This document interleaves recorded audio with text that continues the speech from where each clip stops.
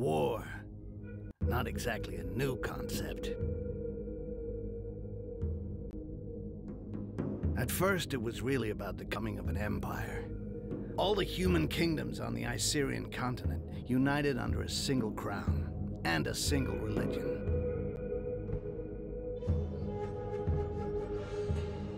And in both cases, I can tell you they weren't just playing around. But the end result was there. The Emperor Damocles made humans his sword. It was when His Majesty decided he wanted to extend his influence to the southern lands that sparks began to fly.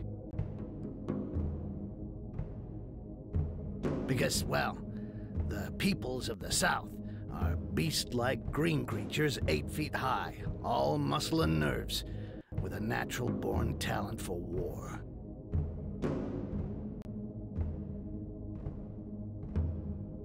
So, it figures they resisted. Despite besieging their villages, and even though the Imperial army was far better organized, the damned Orcs fought back with savage rage, and their victories were the kind remembered for ages.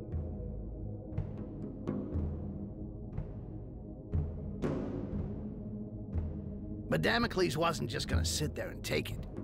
Protecting their territory behind a giant wall, the Empire would never give up land.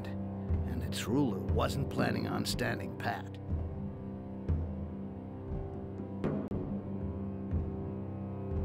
With the construction of the wall, the scale of the war began to alarm the neighboring provinces. Faced with the Green Peril, the Empire saw the elves and the dwarves as potential allies.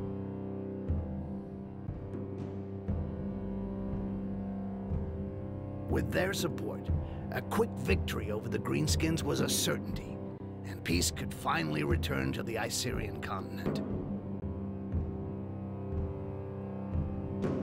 Afterwards, it just remained to be seen what kind of peace would await the vanquished.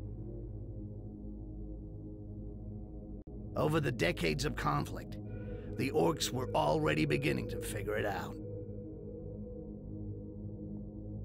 They were much sought after for their strength and toughness, and so grinding slavery was always going to be the result. Submit or die. Needless to say, for a goblin like me, things were going to be just as bad. We were there to be had like rats in a trap. Yeah, it's not easy being a greenskin on this fucking continent. You got my sympathy if that's your case.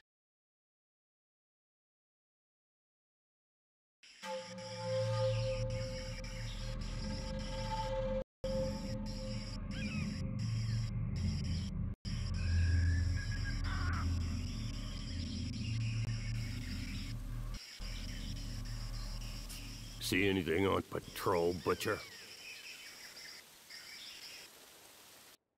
No, nothing. No footprints. I climbed to the top of a hill to the northwest and saw the heath and their fucking wall to the north. It would make a good lookout point till nightfall. Excellent. The Resistance found us a good place to camp to wait for what comes next. You, stand watch there. We'll change every 3 hours.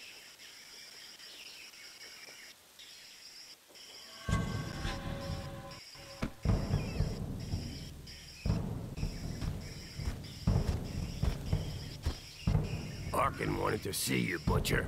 He's probably somewhere around the falls. I'll go see him. Very good. Rest for an hour, then take a look around the eastern part. We'll have to stay on our toes now. Dissidents or not, it's tough to trust humans. Difficult to trust anybody. Understood.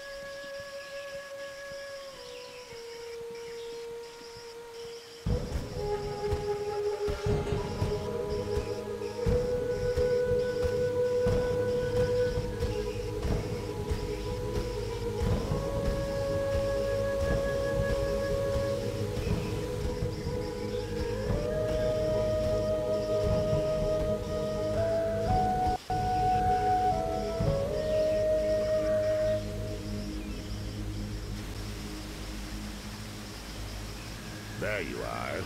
So, how do you feel? Nervous, impatient. I'd really like to know why we were brought here. Something big. It's just the worst of us in this one. Even the chief's gonna get his hands dirty. Jarhill? Really?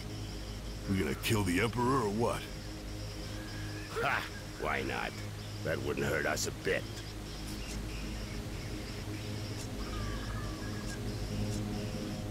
Ha! Come back down to Earth. You don't send out a bloodjaw raiding party to go on parade. But there are limits, you know. With or without allies among the Quarsan, 4 of us ain't gonna pull off what our armies couldn't do when we were at our strongest. All of this reeks of a last stand, or a suicide mission. Hey, show some guts, Bloodjaw.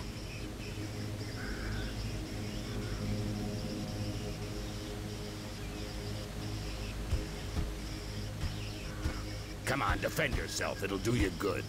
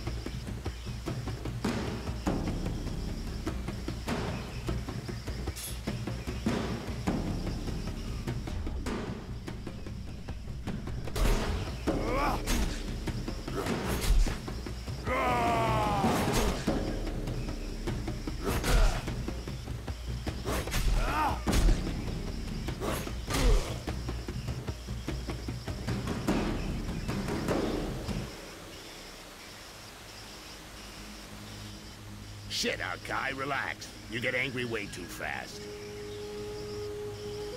You gotta learn to control that rage of yours, brother. Nobody wants to see you losing control, you know. You think nothing can stop you, but you lower your guard completely, not to mention the time it takes you to come back down after. I could have killed you several times over. No shit, I noticed. But each time I get hit, I'm back in Bay Harbor again. And I go mental. One more reason not to get hit, and not to keep trying with a technique that isn't working. I told you to defend yourself, and you went straight to the attack. Instead of going on the defensive while I'm talking to you as a friend, do it while you're fighting. You not only get hit less than when you're in an attacking stance, you also control your rage better, and that gives you the time to study your opponents.